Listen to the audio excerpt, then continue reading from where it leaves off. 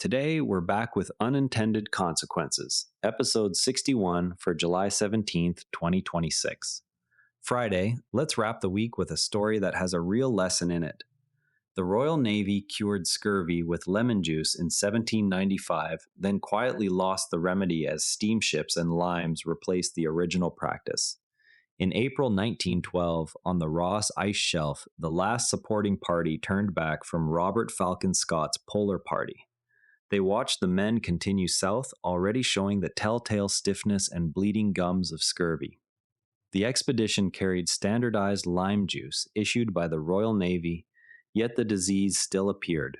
A cure that had once made long voyages safe had become unreliable without anyone noticing the change.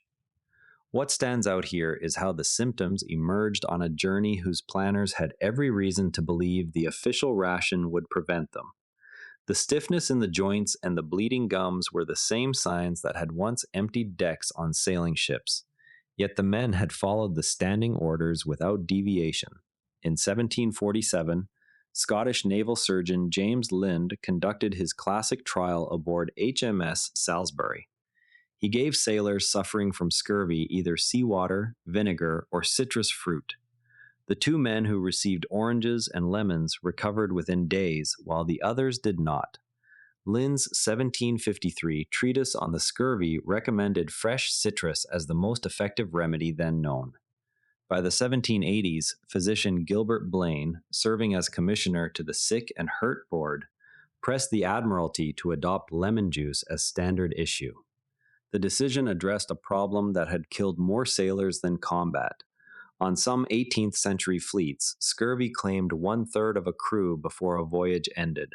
If a ship sailed with 300 men, that meant roughly 100 lives lost to the disease alone before any shot was fired.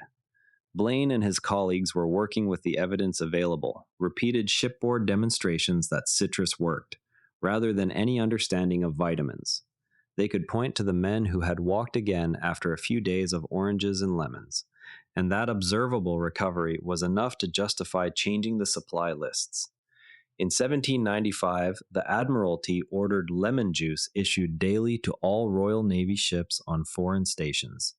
By 1800, the order applied fleet-wide. Surgeons recorded the juice in their logs as anti-scorbutic, and the incidence of scurvy dropped sharply on long deployments. The measure coincided with Britain's growing naval dominance during the Napoleonic Wars, reinforcing the perception that the policy was sound. Early success was measured simply by the absence of the disease on vessels that previously lost dozens of men. No laboratory existed to test the active principle, so the Navy preserved the practice as a standing order rather than a scientific theory. One way to see the strength of that decision is to note how the daily ration became part of the normal routine. Each man received his portion at the same time the water was issued, and the logs simply stopped listing scurvy cases where they had once filled pages. Steam propulsion shortened typical voyage length after the 1840s, and scurvy became rare enough that routine observation of its prevention faded. The Navy shifted its citrus supply from Sicilian lemons to cheaper West Indian limes, whose juice contained roughly one-third the vitamin C of lemons. If a daily lemon ration had once delivered on the order of 30 to 40 milligrams of the active compound, the lime ration now supplied perhaps 10 to 15 milligrams under the same volume. The juice was stored for months in copper vats that further reduced potency through oxidation and metal contamination. Copper ions speed the breakdown of the compound when air is present, and the vats were opened and resealed repeatedly during long storage. Because no sailor developed obvious scurvy on the shorter routes, the weaker preparation appeared equally effective.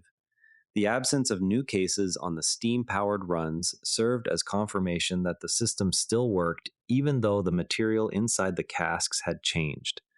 When longer expeditions resumed in the polar regions, the same lime juice failed to protect crews. Scott's 1901 to 1904 and 1910 to 1912 expeditions both recorded scorbutic symptoms despite following the official ration. Medical officers attributed the cases to tainted tinned meat or ptomaine poisoning rather than insufficient vitamin C. Without knowledge of the underlying mechanism, the Navy could not recognize that its institutional memory had preserved a procedure whose active ingredient had quietly disappeared. The men on the ice followed every step that had been written down, yet the chain that once connected the fruit on the dock to the health of the crew had been altered at two separate points: the choice of fruit and the method of storage. Vitamin C was isolated in 1932, allowing researchers to confirm that the original lemon juice had supplied an essential nutrient the later lime juice did not. The Admiralty revised its anti-scorbutic provisions in the 1930s, but the episode left no formal inquiry into how a working remedy had been degraded. Modern navies and Antarctic programs now test ascorbic acid levels directly. The episode remains a reference point in discussions of institutional knowledge loss whenever procedures outlive the conditions that made them reliable. When a remedy succeeds without an explanation of why it works, any later change in materials, storage, or operating conditions can erode its effectiveness without immediate detection. Organizations therefore need mechanisms that preserve the underlying mechanism, not merely the checklist. The same risk appears today whenever automated systems or regulatory routines replace earlier practices whose original rationale has been forgotten.